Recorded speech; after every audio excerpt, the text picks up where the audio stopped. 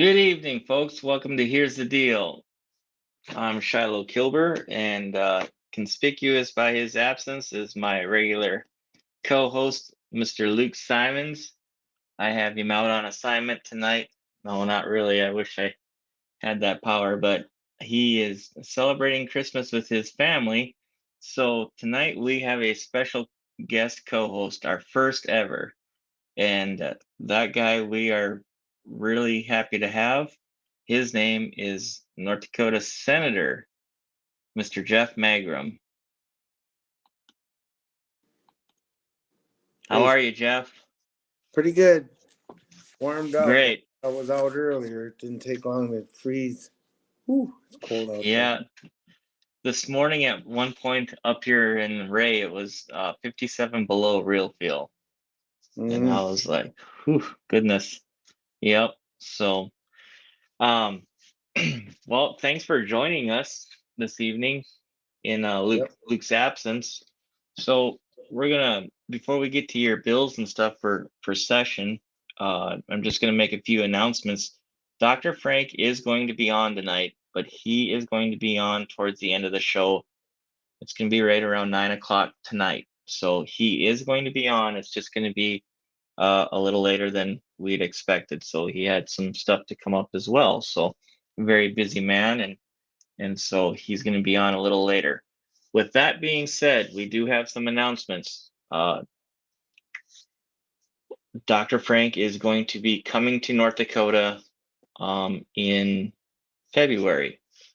We're going to have 3 different venues that he's going to come, and we're going to visit with him about our elections and what we can do to rectify the situation. So February, let me see, February 11th, he's going to be in Dickinson. The 12th, we're going to have him at the Tumbleweed there in Lincoln, just outside of Bismarck. And then before we go to Minot on Monday, we're also going to have a press conference at the Capitol at 12:15 on Monday the 13th with Dr. Frank.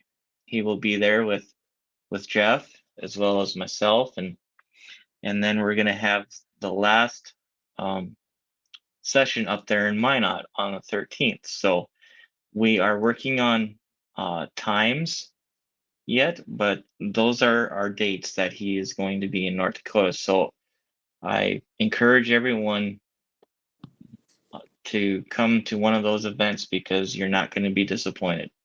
So with that being said, Jeff, how are you? Pretty good. Getting ready to celebrate Christmas here and Oh yeah. hoping the weather straightens out so we don't have to spend our days moving snow and thawing things like everybody else is doing right now. Right. Yeah, It's it's it's been a brutal. rough one. I It's know. been a rough one. Are we even to the shortest day of the year yet? I don't think so. No, Is I don't think today? so. Yesterday. Oh, days are getting Oh, longer. it's Woo! yesterday. Praise the Lord. Oh, yeah, Yeah, it's short girl day. Short I girl. see. My wife qualifies for that. My wife and my daughter. My sister, So do mine. your mom, your mom, your We're sister. shorter. We're shorter people. It's funny when they get around all these people, especially at the legislature. There is a lot Yeah, of tall people yeah, yeah. down here in So General are you, Country. But then we have the Dutch folks on the south end of Emmons County. They're a lot taller. mm-hmm. Yeah. On my mom's side, they got more Dutch in them, and they're all the men on my mom's side are over 6 foot, 6 foot Oh, and over. Like my brother, he's 4 years younger than I am, mm-hmm. and he's 6'5", and I'm about Oh, 5'7", 5'8". So yeah, yeah, he's a tall one. So, hmm. but so are you getting all ready for the session? I'm sure you're anxious to get there, huh? I don't know how anxious I am. I've been working nonstop on legislation and talking to people, going to different meetings, and then we had a BSC tour the other day, which was very interesting. So when Senator Hogue became majority leader, he assigned us all portfolios, and he assigned me and another senator the BSC portfolios. We're supposed to learn as much as we can about what's going on out there because they have the new Polytechnic Center they're building, Mm-hmm. and then be able to go back and educate the other senators about it. So yeah, he gave me BSc in Wapaton, and I graduated from Wapaton. It was then North Dakota State School of Science, and they had a really good environmental systems program down there. Now Bismarck has the heating and cooling as well as the sheet metal. They just don't have the plumbing part of it. Those three go together real well. Okay. So anyway, so I have to go down and do a tour of the Wapaton College yet and try to get some more information together. So those are tasks that I have as part of being in the Senate, as well as these. And then I did get the vice chairmanship of Energy and Natural Resources, so that'll be more of a commitment of time that I haven't had to in the put forward in the past. So I'm trying to be a little pickier about the bills I'm running, but there's so many people have reached out to me to run different types of legislation, whether it's pro-gun. I've had people want me to do some pro-life legislation, which I don't know if many people know, but Luke Simons was actually prime sponsor of the Mm-hmm. trigger bill that took effect when Roe Yeah. versus Wade got turned over. I was one of the co-sponsors with Luke. And so it's kind of funny looking back that the pro-life caucus in the legislature didn't want us to mess up the heartbeat bill, and Right. so they wanted us to not run this bill. Well, we ran it anyway because we said we're gonna shut the abortion industry out of North Dakota, and we did too. They left, even though that this judge is Bruce Romanek is trying to block our trigger law. So I didn't really mess with any legislation because there's nothing wrong with that legislation we have passed. But I do know that there's going to be some of that. Then I have several property rights bills, and that's a lot to do with the CO2 pipeline that's coming through the area. So there's this pipeline, the way they've acted and handled things has made many people dig in to what they're doing, and we found a lot of things in the law that are deficient, so to speak, as far as protection for the property owners. So they've named it the people that want to. And Rick Becker and me and I had a press conference earlier this year, and Right. and then we were basically taking carbon dioxide pipelines out of the eminent domain statute. Now I've changed that bill a little bit from there, but I think it's still pretty good. But we're gonna ask that the pipeline company gets 85% of the landowners to sign contracts, and then the counties can add to that. So if if if we get this passed, I'd say okay. The criteria is you got to get 85% of the landowners to sign your contracts. If you can't get to that, then there's no discussion. If you get to that, then it's up to the counties. Let's just say I live in Emmons County. The Emmons County Commission says, we don't like 85, we want 95. They might Mm-hmm. ask for 100. They might say no eminent domain. Or they might say, okay, we're satisfied with that 85 too. And so that way locals have some control and some input on these projects. So I'm going to try that route and see where it goes. I know I have a lot of support from landowners in Burleigh County as well as Emmons. So that'll be a very controversial bill. So I'm just sitting here listening to that, and I'm just wondering, like, and I don't know, but what if, you've got a certain county and there's 2, 3, 4 people that own the majority of the land in that county. and there's still some small guys that are fighting, how would that work then? Even though they Well, got, that's you know why what, we need to go by land owners and not by land tracts or footage or the way they've been okay, measuring this one. They've been throwing out rods, so we're paying so much a rod. I think mhm, that's a way to confuse people, but there's 16 foot in a rod, and then so I think they're paying between $800 and $1,000 a rod. So I think that comes to about, I don't have a calculator, but it's around $45 a foot per running okay, foot. So that's quite an increase from where they started at about $7 a foot. And they did get people to sign up in the initial stages. So some of them people have told me they hope we stop this pipeline because they feel like they're really getting gypped because yeah. they signed for these lower dollar amounts. But I don't know why they signed. I really don't. I would have just waited. Sometimes it's best to have some patience in these things. So has any of your people that are proposing these bills to you, have they actually done some research into what this pipeline is going to do to our oil field? Meaning, what happens when they put all this CO2 down in the ground, what the effects are going to be, and I mean, has anybody approached you about that?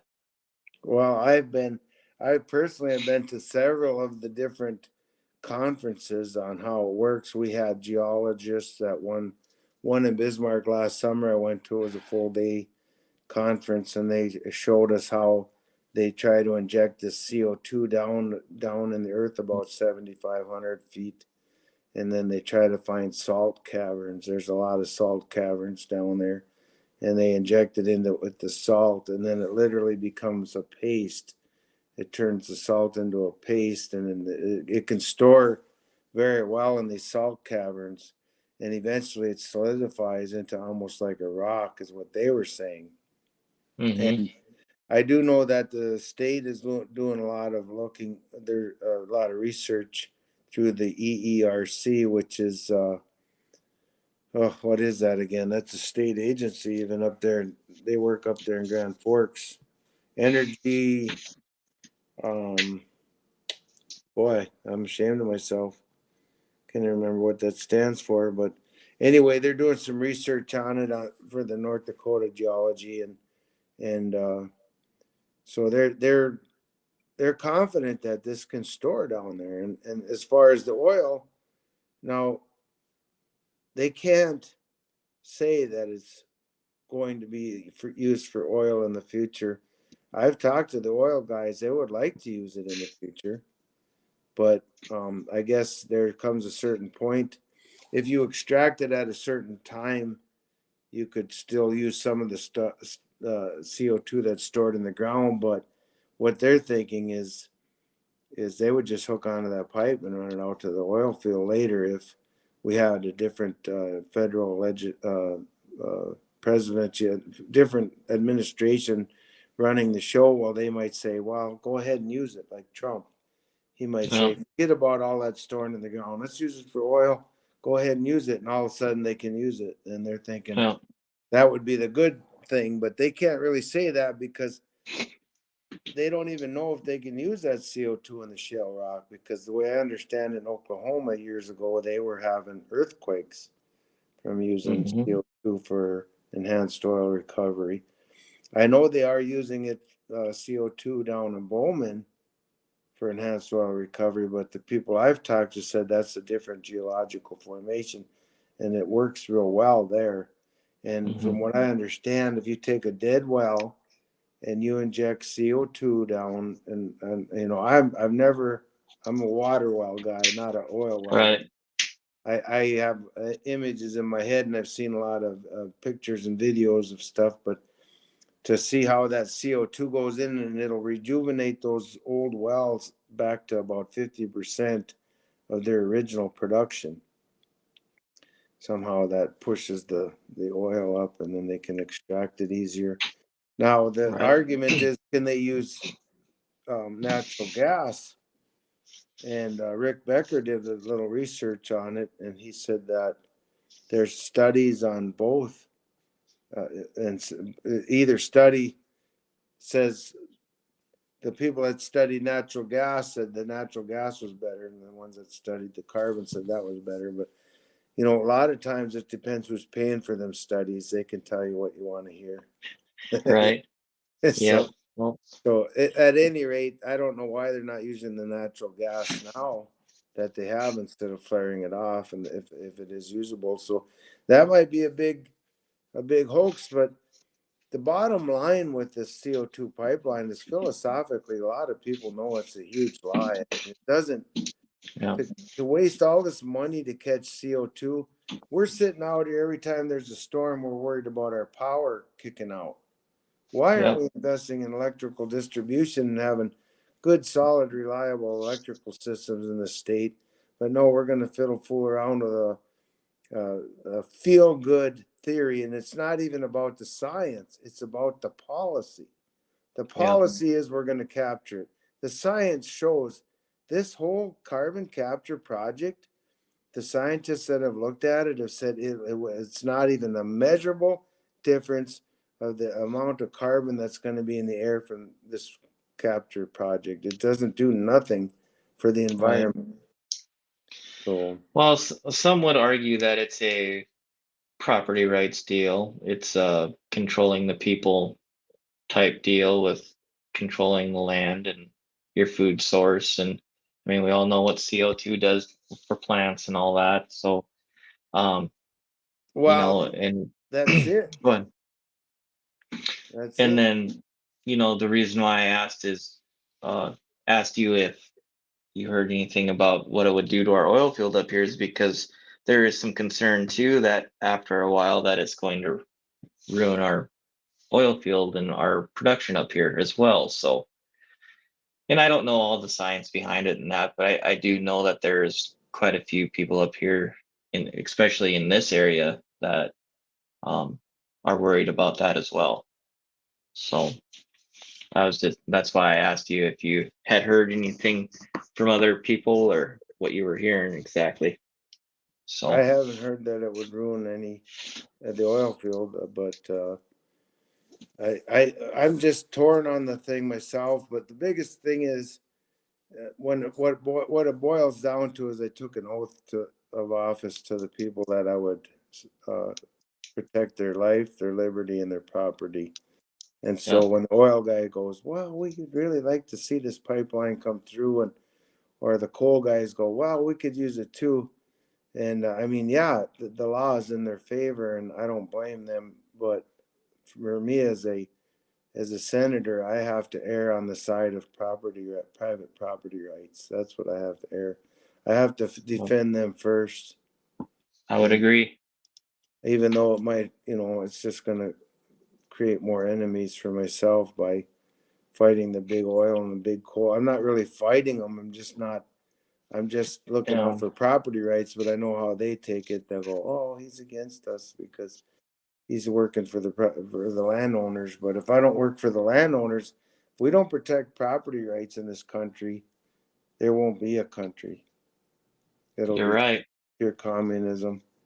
And it almost looks like the government is trying to glom back onto all the land, because the 30 by 30, I mean, they're not even shy about it. They're saying they want 30% of the land by 2030. But they have, you look at some of these states like Wyoming, for example, the federal government has vast amounts of land in some of these states. North Dakota, not so much, except like along the Missouri River, they have a lot of land. Pretty wide swath. Montana as well.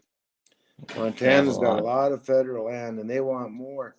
But the goal for them is to shut down the ranchers, especially because they think animal agriculture is cruel and it's hard on their. I think they're just using CO2 as an excuse, a silly excuse to get rid of cattle, and then they're going to promote. And that's all part of this. I mean, this is the game we're playing with CO2.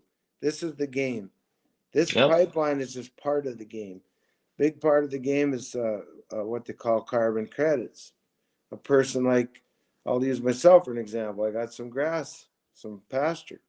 Well, if they're going to charge me a fee per head to have cattle, and I don't know, I've heard the number as high as $200 a head for carbon pollution, believe it or not, Hmm. carbon pollution from an animal that's born on the grass, lives on the grass, dies on the grass almost.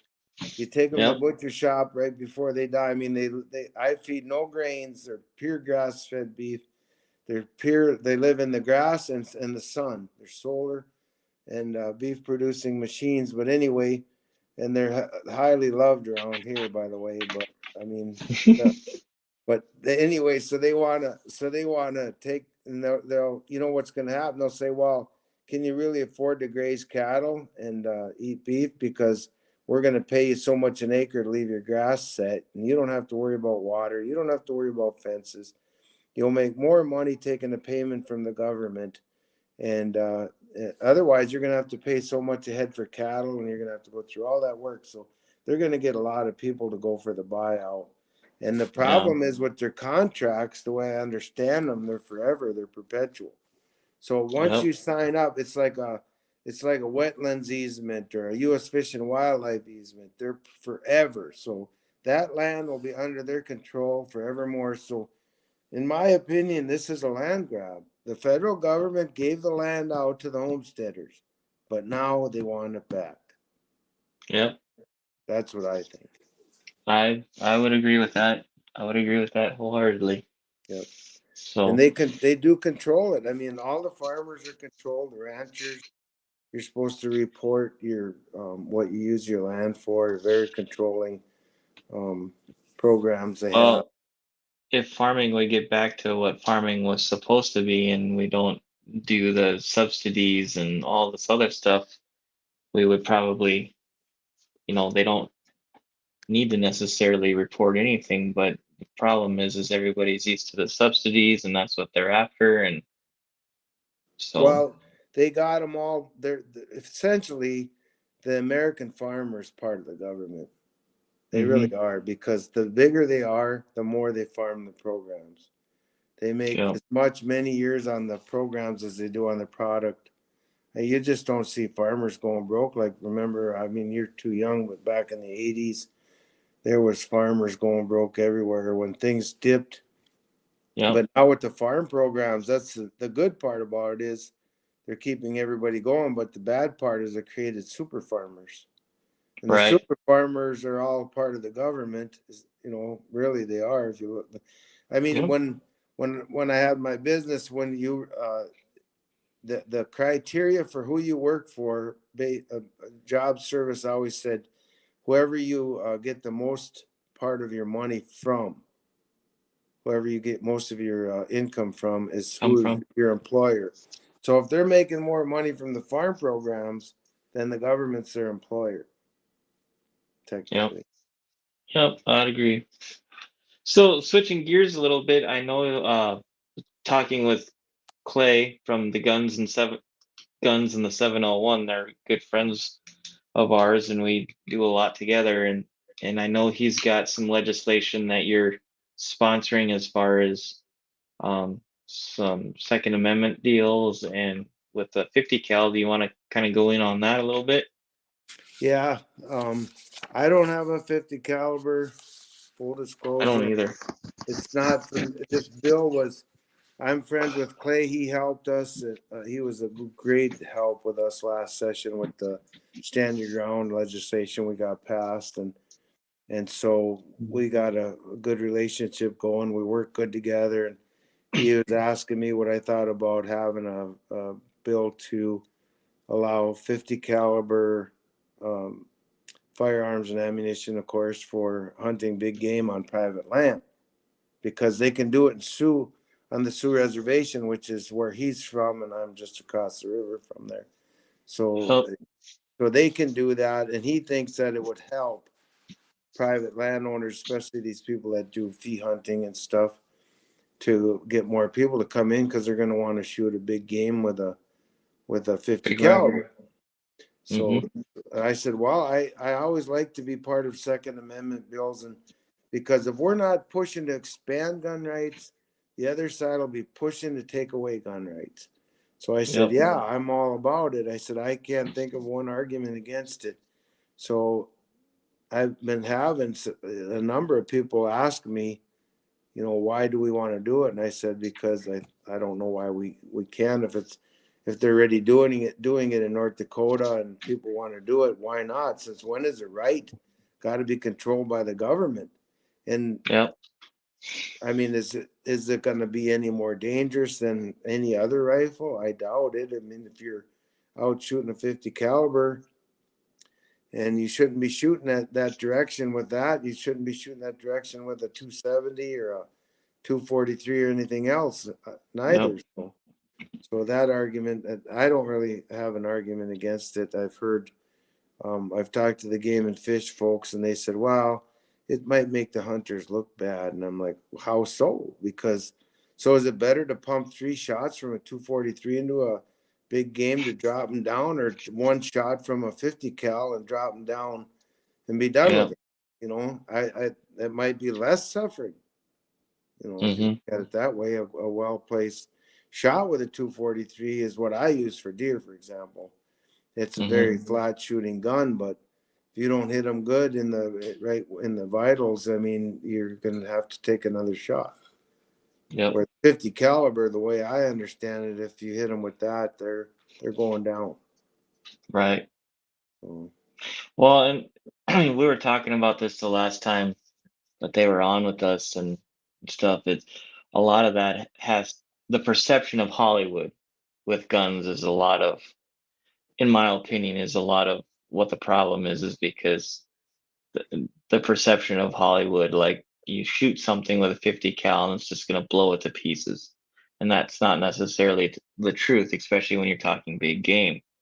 But um, yeah, I totally agree with you. I would say that it'd be much more humane to shoot big game with a 50 cal rather than I, some of these other I gauges. just I So can't imagine what it feels like, but anyway, yeah, it's either one of them. I mean, it's hunting, but so right. that's that. They just want to use it on private land. We're not asking to use it on public land, so and yet right now all these guys can do is target shoot with it. So if they have a 50 caliber and Right. play around, so. Well, I thought it was a And, good bill. I don't know if I'm going to get a lot of sponsors on that one because I haven't really worked too hard at that yet. I most of the time yeah, gun bills people are happy to sign on with, but I haven't talked to too many legislators yet. I haven't. It's been such a busy year. We went from campaigning to trying to get our yep, hay moved in, or cattle in. Uh, you know how it is in the fall out in the country, trying right. to button up everything, and you still don't get it all done. But then we got a house project we're working on, and so Oh anyway, boy. my legislation got pushed off a little further, but I have time yet. I'll get it done.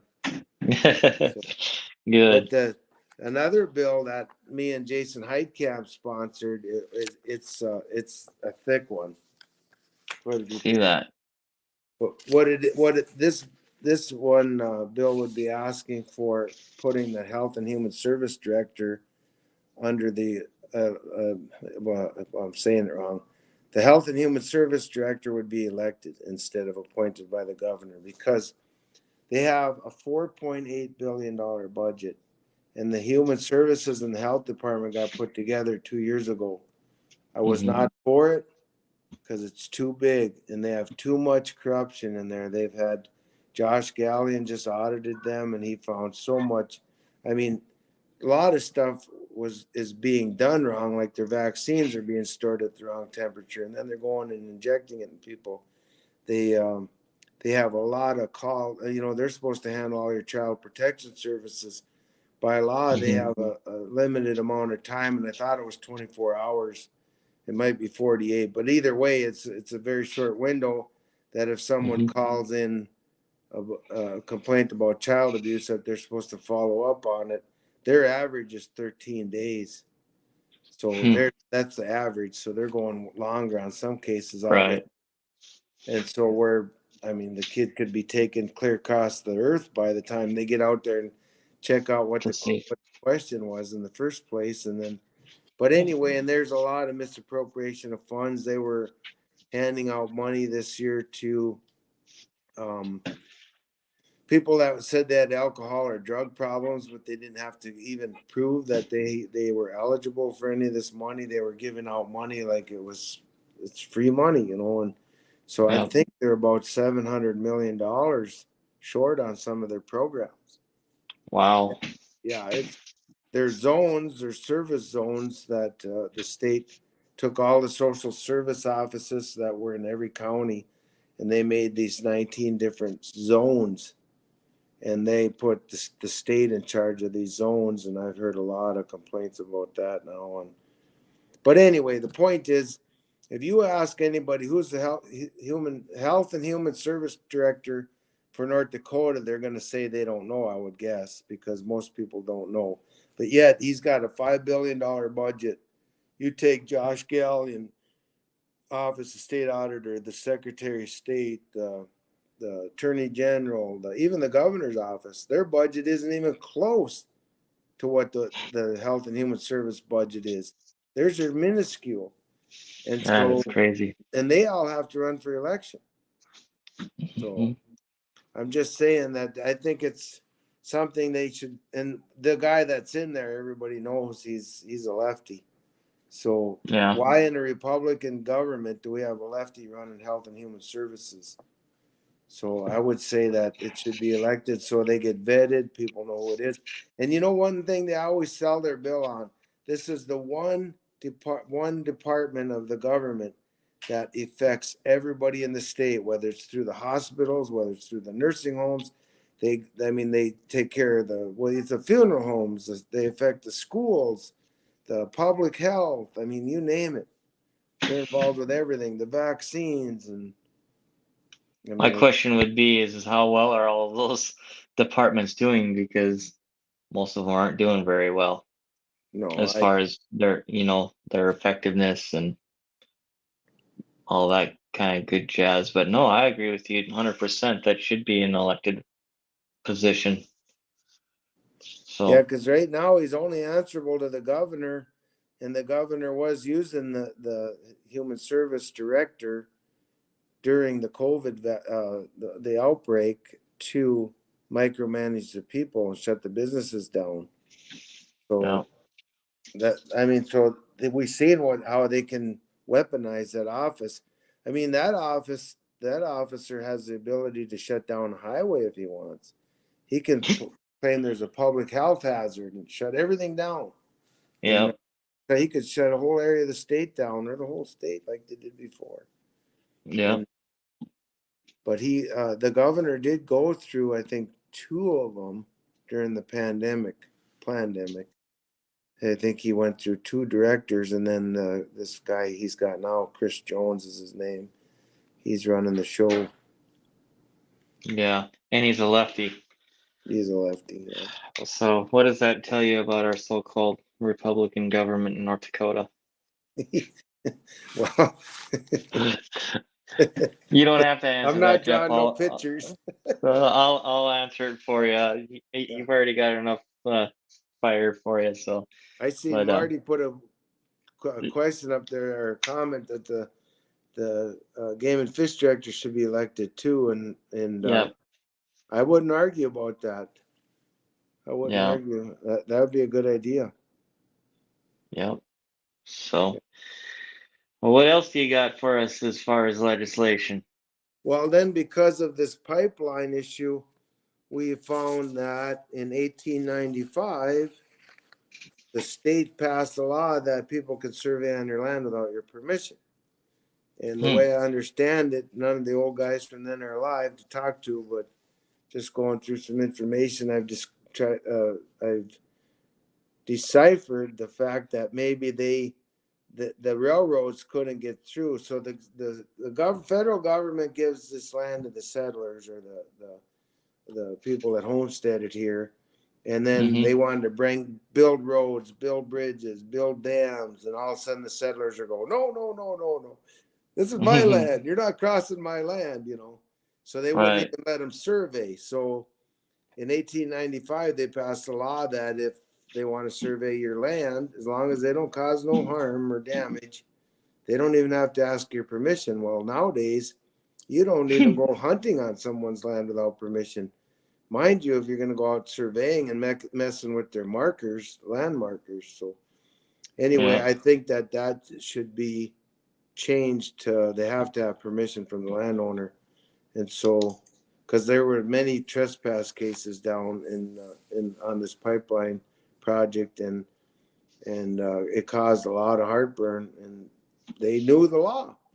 The people Yeah. didn't. They're like, "Well, you have to ask permission." They're like, "No, we don't." So Hmm. after we got to the bottom of that, we realized that we better fix that. And How then hard do you think that? How hard do you think that that's going to be to pass? that one, I think I have a very good chance of. I Okay. really do. That one I have a really good chance. And then, so and then another part of that pipeline, another issue that came up. So under North Dakota law, if you want to use eminent domain and go across anybody's land with a pipeline, you have to get what they call common carrier status. Well, you would think that there would be quite a bit of, and not that I want a lot of regulation, but you would think there would be something you have to do a little more than just send a letter to the Public Service Commission that says you agree with the North Dakota laws and you agree with them having authority over you. And you send this letter in, a registered letter, and once it's documented with the Public Service Commission, unless I'm missing something, and I don't think I am, they can claim common carrier status. Once they get common carrier status, according to North Dakota law, they have powers of eminent domain. Well, if you talk to the Public Service Commission, they say, yeah, but they still have to come to us to get their project going to get a permit. Well, not really, because according to this, they can use eminent domain to force their way on everybody's land, and then they'll threaten them, which I've seen myself in person, saying, well, we have powers of eminent domain if people don't sign. So people get scared and they sign up thinking, well, they're making me an offer now. I don't have to hire a lawyer. I don't have to go to court. I'm just going to sign up, make it simple on myself, and then they'll take the money. And then, so they're actually wielding this as a big stick to get people to sign Yeah. up.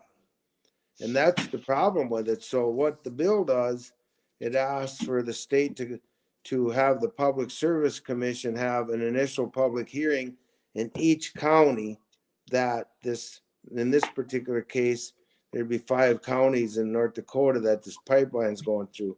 They'd have to go to each county and listen to what the people are saying about the project. And then see if this pipeline, if the company has the expertise and the financing and kind of has their ducks in a row, and then they would approve or disapprove of them having common carrier status. Because like I said, common carrier status gives them the big stick of eminent domain. So it shouldn't be just as simple as I want to run a pipeline to Shilo's place, but Luke's in between and Luke says no. Well, I'm going to go file for common carrier status and be darned if I'm not going to use eminent domain, and I'm going to force through Luke's so I can sell Shilo water over there because I got a good Yeah. well. You know what I mean? That's kind of how I'm looking at it, and Yeah. that's what they're doing. And then another one is the Attorney General, and we had this. Me and Jason Heitkamp had this bill last session. So by law, if a legislator asks an attorney general, the attorney general, for an opinion on something, they have to answer it, but there's no penalty if they don't.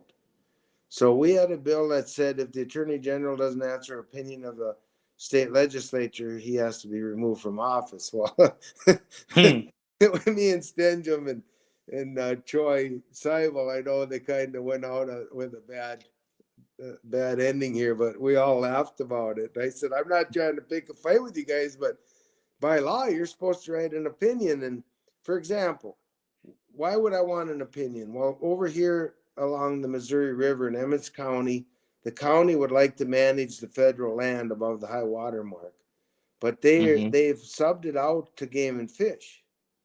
So Game and Fish has authority over that land. Well, a lot of these old farmers that they took the land from to begin with, they want to be able to use that land, and they want to deal with the county commissioners. So some people are saying the county can't sublease from the feds, which I don't believe it. So I said, well, okay, fine.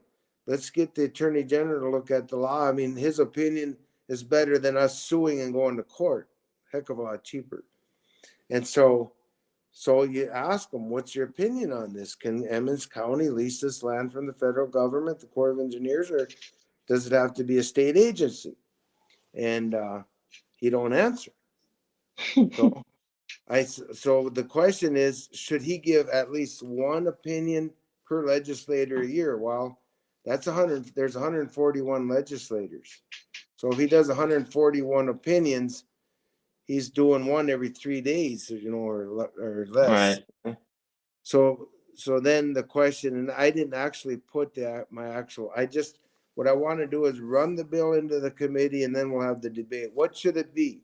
Should I be able to ask for an opinion? Do I have to get the majority leader's signature? Do I have to get another legislator? So it shows there's 2 of them or 3 of them.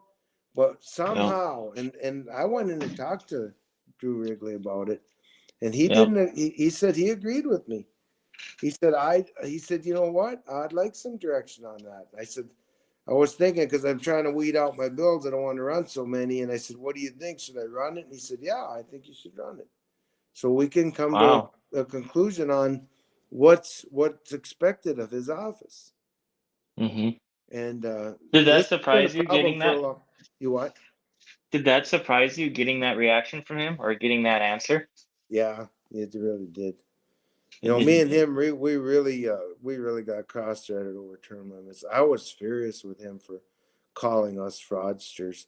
We were out getting signatures, doing nothing wrong, and when they got their behind handed to them, and then they tried to bluff us and scare us off and say, "Oh, you guys were fraudsters.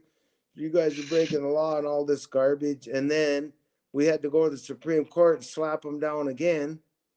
And then they still wanted to go on TV and say, "Oh, there was fraud." There's always fraud. When you go get a petition, you always take in extra signatures. Everybody knows that. Everybody will tell you that. How many signatures you need? 200. Take in 250 because they're going to throw some out. It's not. So we're up at the state fair collecting signatures, and some people are drinking, and they come out, "Hey, that's a great idea." And so they sign it, John Henry, they're just funning you. They're probably from Minnesota. Or maybe some Minnesotans came out and they say, "Hey, that's a great idea." And they sign it. They don't care. Who cares, Well, if they don't like it, they'll throw it out. It's no big deal. But they tried to frame us as to be a bunch of outlaws. And that really perturbed me because we put and I was one of the guys getting signatures. I mean, we put a good faith effort. We broke the record, 46,000 signatures. And we didn't even get them all turned in. I was getting signatures mailed to me from some of my people that were carrying petitions for me. And I said, "Oh, well, we got enough, but we could have put in some more." But I mean, everybody was working. We were getting people to help us. And you had to be an elector, you had to be a resident of the state and show them the cover page. And it was so easy to get signatures. So but back to the point was, I don't like getting insulted like that when you're working hard and doing the right things. And it was for the people, and the people, we won in every county. 53 counties overwhelmingly said yes. And what's really funny is his home county of Cass, which we didn't expect to be very high support, was 66%. Sioux County, 77%. Wow. 77. Wow. That's pretty big. Yeah. It was interesting. It surprises me though that you got the reaction that you did with writing opinions, because he's given such soft opinions when it's come to like the Foo Fang deal and then the Bill Gates buying. I can't get that opinion on Bill Gates. He won't give it. He won't give me nothing in writing. He won't give me any. I've asked him, and he said he would do it, but he won't do it. He just says what I want to hear, so I, get off his back. But I'm pretty persistent. I'll keep pestering him, and he'll keep telling me His one comment was, "Why do you guys always want everything in writing? You know why?" And I'm like, "That's your guys. That's you guys started all that. You lawyers, you Well, started all that. yeah, Now we want it too. Now you're mad." You yeah. know? But they always That's wanted everything in writing, and dot your I's and make sure your punctuation marks in the right spot. And you better know what right. is means. What it depends what is, and Hmm. all your language has to be right. So that's So go yeah. ahead. I was gonna ask you, do you feel that with Rick Becker not being in this year, do you feel that you guys are gonna have, is it gonna be easier, harder for you as, let's just say, the true conservatives, like such as yourself and a few of the other ones that got elected? How are you feeling going into session this I, time around without Rick? well, I'm pretty excited because I'm on the Senate side now, so I expected it to be Yeah. different anyway. My only disappointment is Rick didn't run for the Senate when Pullman announced her resignation, because if he would have got in there, oh, that would have been so fun. And Ertelt, but Ertelt didn't make it. But we got Paulson, and there's a lot of promising freshmen that are I think, in the Senate, that are gonna make the Senate look very, very different from what it did the last 3 sessions that I've been in there. And the House Okay. is going to be vastly different. There's no Luke. I'm not there. Ertelt, McWilliams, Johnston, Becker. I mean, we're there and gone already. I mean, good conservatives, Yeah. Christians, and we're out. But there's a new bunch in there that look very promising, and I think they'll do well. And there's they got some good leaders in there, Hoverson and let's see who else. Ben Koppelman's really awesome legislator. Cole Christensen. I mean, there's Yeah. some very good ones coming back, and that'll lead them. The Rubies, Dan Ruby especially, and he's very good guy to work with. And then I mean, So my two teammates, Sue Ann Olson and Brandon Pritchard, they're amazing. I was so blessed. I got put in a new district. They tried to get rid of me, but they gave me the best team I've ever been involved with. Best district, District 8, the great District 8. So, so what are you telling these new guys and gals? I mean, are they asking for advice? Are they coming to you guys and asking for advice, or what do you guys, oh is anyone yeah, they reaching get out to my these advice guys? And whether they get my advice whether to ask or not. I can see that. Yeah, I can see that. I just if I see them and I have something I can share with them, I'm happy to share with them, because I don't plan on. I mean, Lord willing, I'll be in the Senate with the term limits. I can serve 6 years. I can finish the 2-year term that I ran here for, and then I can run Yeah, for 4 more, and that would be my goal to move on, unless I decide if the people want me to go back to the House.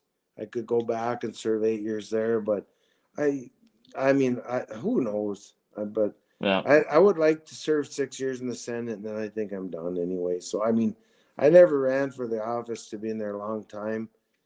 I originally thought 8 years would be enough, and I've been in 6, and I might be willing to go another 4 after this if the people still support me like they have. But I'm so tired from campaigning. We had the governor spend hundreds of thousands of dollars in our district again to elect his mhm, people. It was an all-out war. I mean, it got down to the end where we dang near got into fight down in Linton, and according to some of the lying media, we did get into a fight, but it never got that far. But they got mhm. very competitive. They wanted to beat us bad, and because they spend hundreds of thousands, and that governor, he does want results from his money, as much as he Yeah, got he's probably more results driven than the poor guy. So he yeah, wanted, so I can only imagine they were under a huge mountain of pressure from him to, what are you doing? Are you out knocking doors? They probably didn't have no rest at night, he was probably Right. calling them at midnight, get out there and knock doors, you know. Yeah. And they're probably like, no, we're tired. We can't beat them guys. We're defeated. Get out there. I got 300,000 right on you. You know, so anyway, they probably, they're probably all good guys. I don't know. And they had an attitude toward us from the get go. I mean, they just seemed like they had this very competitive attitude like you would have if when Right. you want to beat somebody, you don't want to be friends with them till after the fight's over, because it's hard to punch your friend in the face. Right. So so they were very hostile toward us is probably more the word from the beginning. And I mean, they got whipped by an old guy, a lady, and a kid. I mean, I would probably be a little bit upset too. I mean, Brandon ain't no kid, but he's only 21. To me, he's pretty young, but Yeah. but anyway, it's kind of funny. But we worked hard for it, but we are a good team, and we're distributed well in our districts. The Swan's from the north, I'm from the south, and Brandon lives in the middle, and we're all business people and ag background, and I mean we're the perfect team. I mean I prayed hard for this team we got, and I expect that they're going to do well in the house, and I think they're going to lead people in the right direction. And there's other good people in there. The Lori Van Winkle from Minot, she came Yep. in. She's I've Scott met her. Dyke, Nico Rios. Yep. There's some very promising. And then you got the old Jim Casper over there yet, and Larry Blue from Minot, very staunch, strong conservative. Mike Schatz, Luke's old partner, Dory Houck. And there's some solid ones. So I'm very excited about it. I'm hoping for the best, but I'm expecting the worst. Yeah. How's that? That's about all you can do. I mean, it is what it is. So speaking of, like, we're talking your long-term goals and stuff. What would you like to see by the time you're done? Like, what would be something that Jeff Magrum would be proud to say he did in the legislature?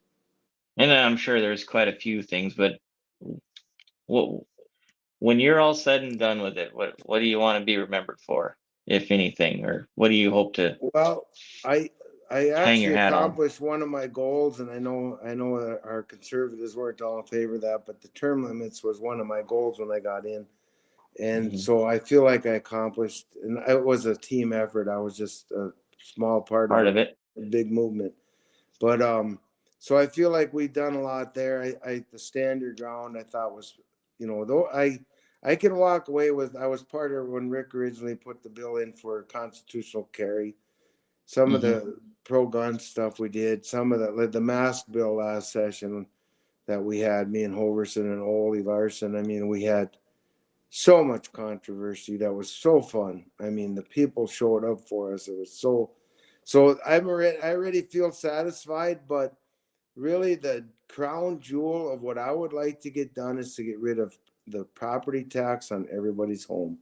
And I'm going to hit that one again here. They're still working on the fiscal note.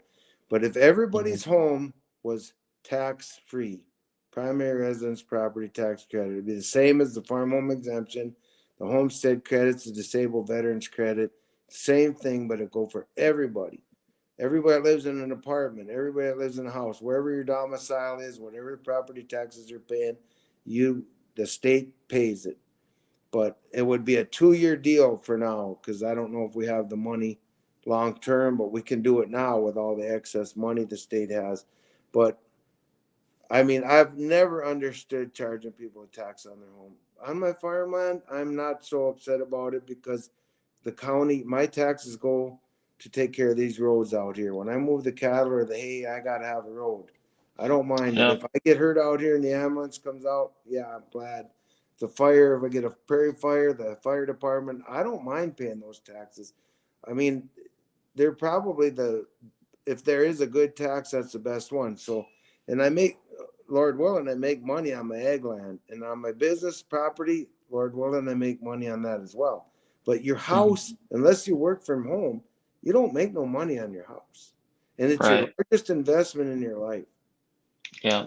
It's just, A lot. to me, it's so rude that our government does that to our own people, to literally say, you know what, in 3 years you don't pay your taxes, it's ours. You know, you're out. Right. How rude. Yep. Uh, Robert Kiyosaki would say a lot of people think of their house as an asset, but it's actually a liability, and especially until after you get it paid off. Before You you get it locked up. paid off. Can you hear me? Now I hear you. Okay. I said, You I said, froze. I know it's cold, but you froze. yeah, literally, huh? Right before your eyes. I said, the Rich Dad Poor Dad author Robert Kiyosaki would say that he would argue that your home is actually uh, not an asset, a liability until at least until after you get it paid off. So, but let's see what we got going here. I'm sorry, I'm taking the Dr. Frank here.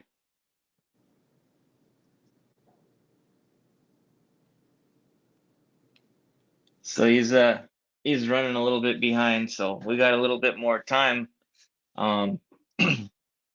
What let's talk about the election. And do you have any election bills coming up? I have 2 of them drawn up. One of them is to go back to a hand count, and I really don't want to put that bill in because it's just going to get squashed.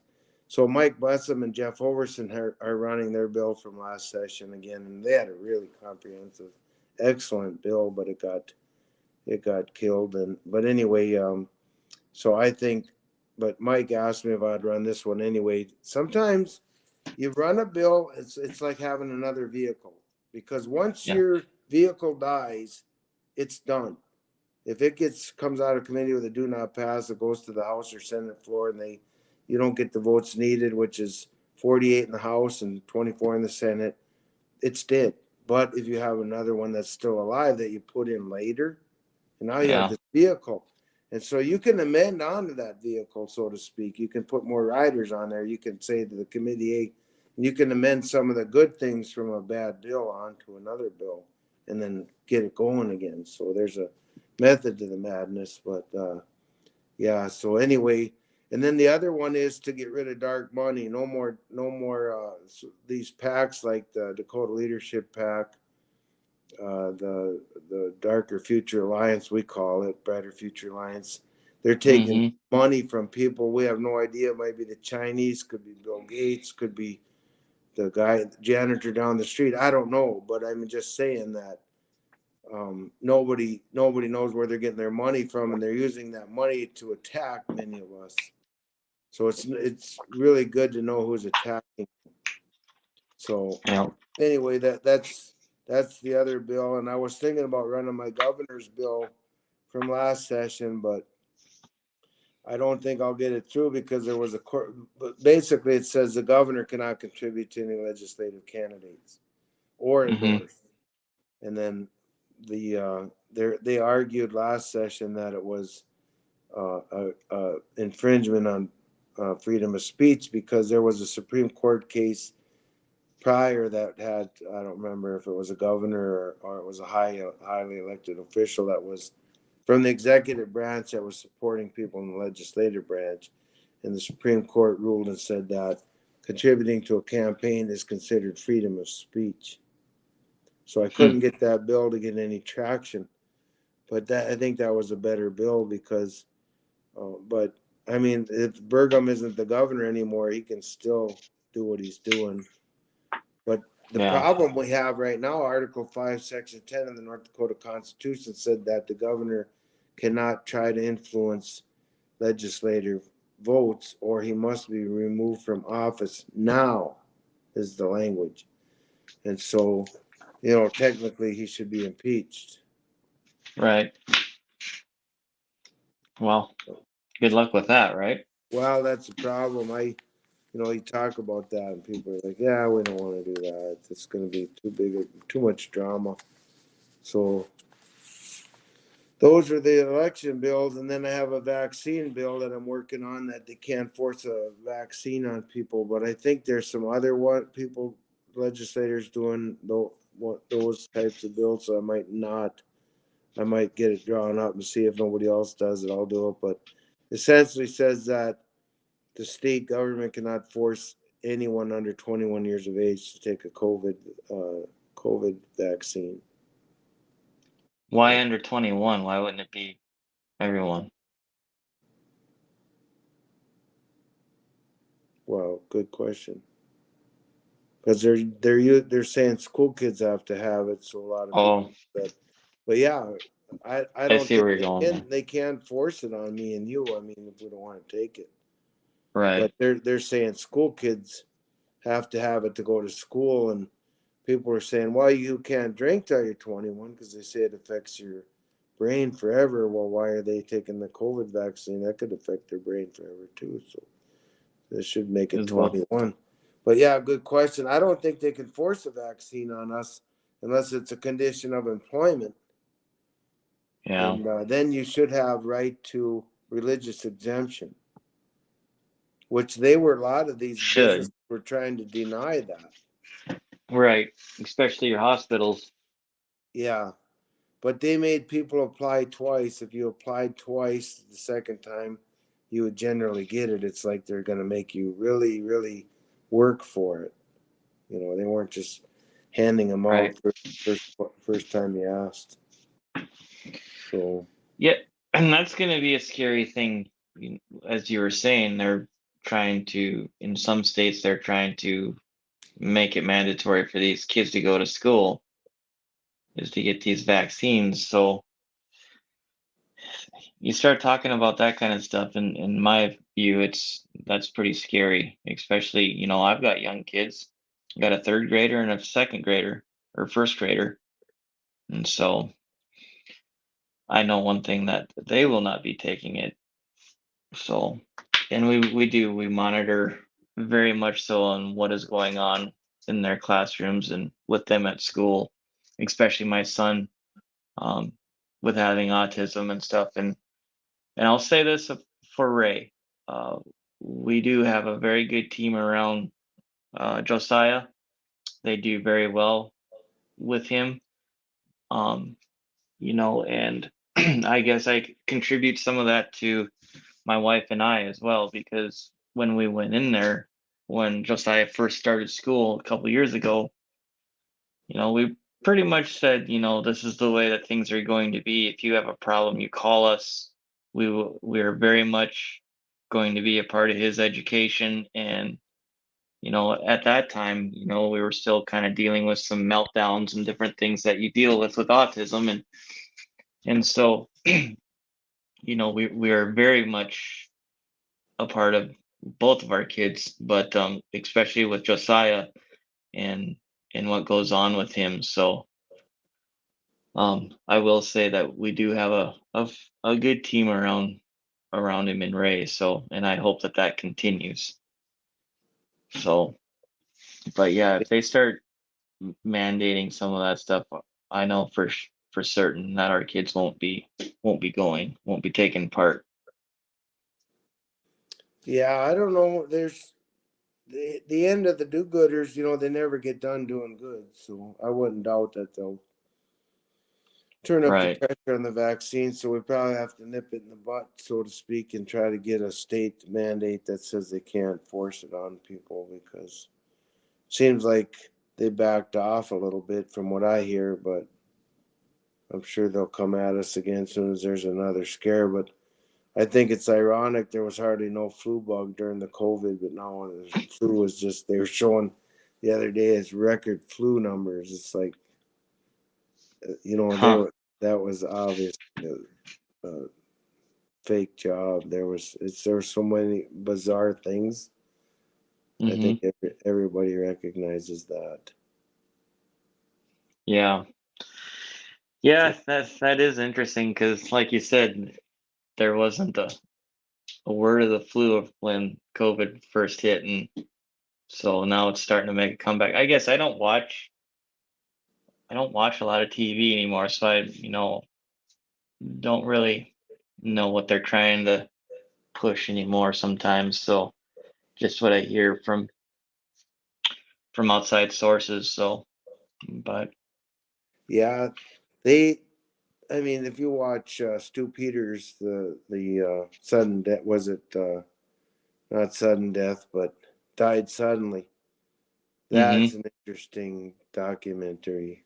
It really shows a lot of what they're finding with the vaccines, and I have no reason to doubt that what they're saying is true. But because I know we've lost two of our aunts from blood clots. yeah, My one aunt, she had cancer and was living with it, doing well for 7 years, and I yeah, couldn't talk her out of taking the shot, and she got it, and wasn't long she passed away. And when you watch that show, Died Suddenly, she said her leg was, the last time I seen her, she had to yeah. get up and go to the restroom, and her leg was just burning. She said, I can't even use my leg. It's just burning. Well, there was a guy on that documentary, the same exact thing. Went to the doctor. His whole leg was on fire. It was full of blood clots. And hmm then my wife's aunt, she just died about a month ago too. She went in Oh for man. a heart issue, and hmm and she got some stents. She clotted all up, and they couldn't get her to quit clotting up, and she died from clots. And but she had recently gotten the vaccine before that, so I mean, I don't know what is hit home here. If people aren't seeing it, I mean, they're the older ones, or they were, in their 70s, but early 70s. Well, But even look yeah, at some of the, sorry, yeah, no, I'm just saying it happened. even look at some of these younger athletes that are falling over, over there where that those soccer games are going, and then they had a couple of reporters falling over. But I mean, you can't go without a day without seeing another clips of someone falling over, and I mean they're fairly young. So, I don't know if you know this about me, but I've had multiple heart surgeries throughout my life and valves repaired and different things, and I have a pacemaker. And so I've been going to Mayo Clinic out in Rochester since 1996. I actually had them look it up last year when I was there because I didn't even know. Been going there since 1996, and I still Hmm. have the same guy that I've been going to for forever. And every once in a while, I think I get on his nerves every once in a while, and so we'll talk about switching doctors because he's actually still a pediatric doctor. But um, one of the conversations that we had, not just this last year that I was there, but the year before, was getting the COVID shots. And at that time they had just come out and they were pushing the boosters and different things. And he's like, I told him, I said, well, I'm out in Northwest North Dakota. I said, I ride, at that time I was training horses, and I said, I I ride in a big 200-foot by 150-foot indoor arena by myself, or maybe with two other people. I said, I don't see a lot of people. I said, I'm not gonna take it, and he's like, well, you know, I get where you're going, and I can understand that. He said, but I don't think you really understand. He says, from the stuff that we've seen at the clinic of what this stuff really does, he said, Shilo, it could really mess you up. And he goes, at that point, he had the original shot and the booster, and that's when they had started coming out about the third, that you should have a booster every 6 or 8 months or whatever it was. And he said, I will be getting the third shot. And I said, well, I said, and I said his name. I go, I've been coming to you for a long time. And I said, I probably owe my life to you a few times. I said, but we're on different pages here. I said, and I'm going to respectfully decline. I said, and that's where I'm going to leave it. And so just this last year, when I went back, I actually got COVID after I left Rochester. That was in October. I usually go out in October. So when I left after that conversation, I actually got COVID really bad a couple weeks later, to the point where I had to sit in my um lazy chair because I had to sit up. I couldn't lay down. I couldn't breathe. And make a long story short, I had a nurse practitioner prescribe me ivermectin, and I got ivermectin, and within 24 hours of taking that, I could actually breathe again and started breaking up. And I told him this, this last year when I went down there, and man, he was mad at me. He said that, I understand that there's some people that believe in that stuff, but in all actuality, Shilo, you probably just got better. I said, well, I don't know, doc. I said, I was pretty bad to the point where I was having problems breathing. I said, it was pretty bad. And I said, within 24 hours, it started lifting on me. And I said, if I get it again, I definitely would take ivermectin because I know what it did for me. But, and I know some people, all conspiracy theory and all this good stuff, but it worked for me. And I know that there was quite a few other people that I talked to that took it. Um, it worked for them as well. So, Yeah, we just took the pour on and right on the back of the hands here where all these, if I yeah, can, where all these veins are. I just yep, rub it in here like that. And some yep, people rub it on the arch of their feet and put their socks back. right, It's unbelievable. As soon as you feel it coming on, if you do that within yep, within 6 hours, it's going away already. It's amazing. So I right, mean, you do that 3 or 4 times and you're done. I mean, some people might overdo it. I think the harm is if you overdo any of that stuff because it's probably hard on you then. But sure as yep, heck better than laying there and getting on a respirator and then getting remdesivir and having your kidneys die off. And I mean, right, they killed more people than they've saved. Maybe I don't know. I mean, I don't understand why. I mean, are all doctors brainwashed? They're not. I mean, they're very smart people. right. Why do they all? None of them know the benefits of these other alternative products. Well, it depends upon who you talk to because I flat asked Rick Becker when he was, up here for some of our rallies and that, and he swears that they don't get kickbacks from the pharmaceutical companies and different things. Um, I don't know. I honestly, if I, I mean, it all just seems kind of coincidental. I mean, there's not a lot of doctors anymore that I have run across, and I mean, even my wife right now is going through some stuff that we're actually seeing Dr. Steve Nagel and his team for, and you want to talk about a good group of people.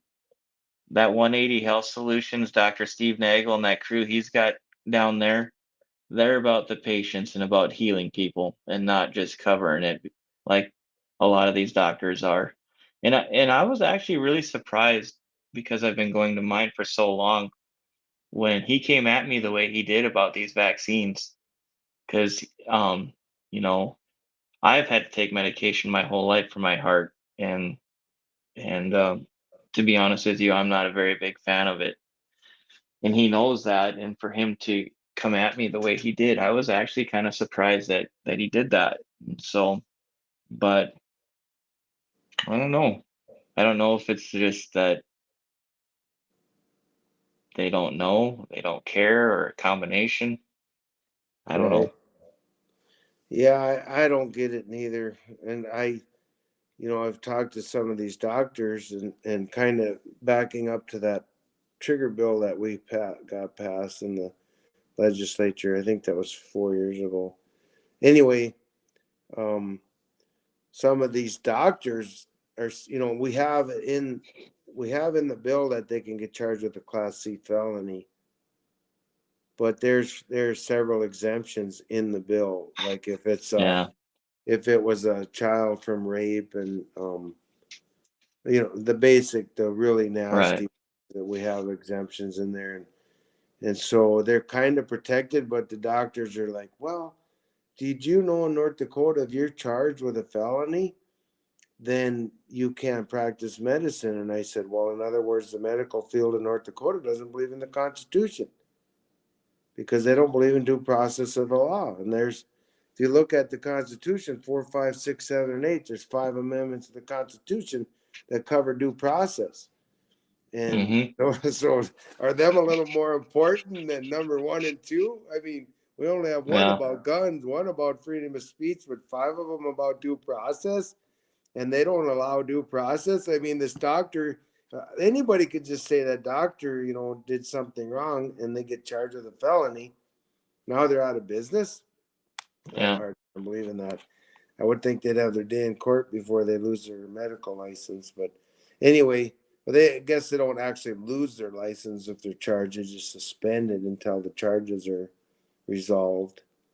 So anyway, so they want, they're upset about that. They want that changed in the current trigger bill. So, and I think to myself, why are you so afraid? And they're saying, well, and I actually got a letter of email from a group of young nurses. There was about over 100 of them that said a lot of these medical people are going to leave the state if we don't get that fixed. So they want that felony charge taken out of there. I don't know. I think somebody's working on a bill to do just that. So that's going to be a little bit of an argument going on there. But they're saying there's times, I mean, if you're a doctor, and I kind of understand it, but so a woman is in a car accident, for example, and she's losing the baby anyway, and they, to save the mom, they take the baby. But then somebody says, well, you didn't have to do that, and they charge them with a felony. I kind of understand it. I don't know. I think they need to change it so they don't suspend their license if they're charged. Then, why don't they fix it on their end? Right. Say after they're convicted, they lose their license, but before that, they can continue on. I don't know. So that's Yeah, and there that's kind of a catch-22 as well. I mean, I can't even imagine the different amount of situations that would be in that kind of deal. So, I mean, I could see both parts too as well. So, yeah, that's a but sticky subject. It's a tough one, especially when you get into that rape and what's the other word for the incest. incest and Yeah. those issues. I mean, they're so hurtful. They're just so hurtful, but we got to tackle them. We got to tackle them. Unfortunately, that's a part of the godless society that we're in right now. Yeah. And, I don't know, that's another one that's hard to talk about, but we as people, we can, and I'm not perfect, but I try and, it starts at our kitchen table, and we have family dinners and stuff, and we try and do our Bible studies and different things like that, and so we we always try and mentor our kids the best we can, and I think that's overall what we need to get back to save this. And so I don't know if that's possible for some people. Yeah, you could never give up, and you can never give up hope. Otherwise, you'll get depressed, and then you'll be horribly miserable. So you have to always look at it every day as a new day to do something good, and we can't change anybody else probably but ourselves. So try to treat people right every day and be a light, shine the light. Like Be the the one change guy that you said. want to see. Yeah, exactly. Like the one guy said, don't know use rising if you're not going to shine. So you might as well try to make somebody's life a little better, try to ease the suffering on them a little bit, and maybe a person doesn't feel like he did a lot, but I mean, through the span of a lifetime, Yeah. You'll have done a lot. There's a show like that. Was it called It's a Wonderful Life? The guy didn't ever think he did anything good, but when he went back and traced, the angel showed him what he did in his life and how it affected everybody. It ended up he was quite an important man. Mm-hmm. Everybody's really important, and that's why the life issues will be a big issue this legislature. Although we have very strong, I mean, we criticize Republicans in the state for not being as conservative as they should be, but one thing, we had trouble in the past getting some gun bills through and pro-life stuff, but I think we've moved the needle on those. I think they're way easier to get through now. Like the Stand Your Ground, it took 3 sessions to get that through. But now, I mean, it's changed enough where we actually got it through, or maybe our sales pitch was better. I don't know. Yeah. But anyway, so I think we're moving the needle on the pro-life and the not that they weren't pro-life, but they weren't willing to rock the boat, but yet they voted for the trigger bill that we got passed. So Yeah. it told me they don't want to have to vote on stuff like that, but they'll do it if you put it under their nose. Right. Well, Jeff, I don't know. Dr. Frank, he texted me and said they're driving in a blizzard. He's trying to get Oh, back, and I don't.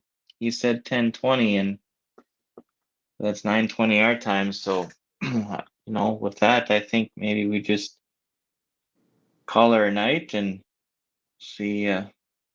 We'll get him on again here.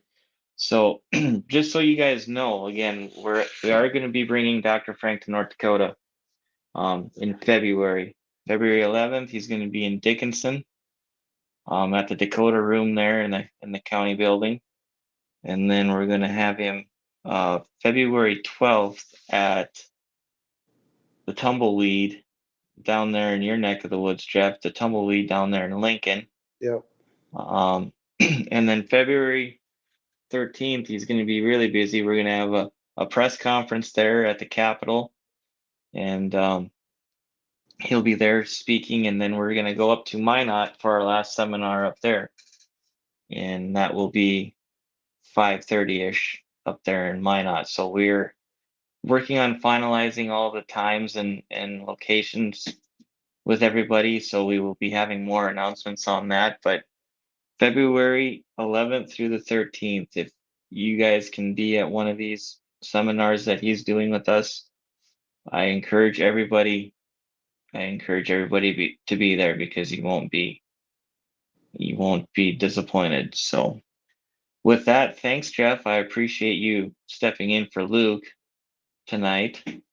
Well, It's always a pleasure. It's always nice to talk with you, even though you are a term limits guy, but I had to don't get a forget jab who in there won. a little bit. Yeah, I well, know, it's a tough job representing the people, but yeah, I'm honored that you guys had me on and that you think I'm worthy. I feel grateful for that, and hope you have a blessed Christmas and a happy New Year, Shilo, and Same to you.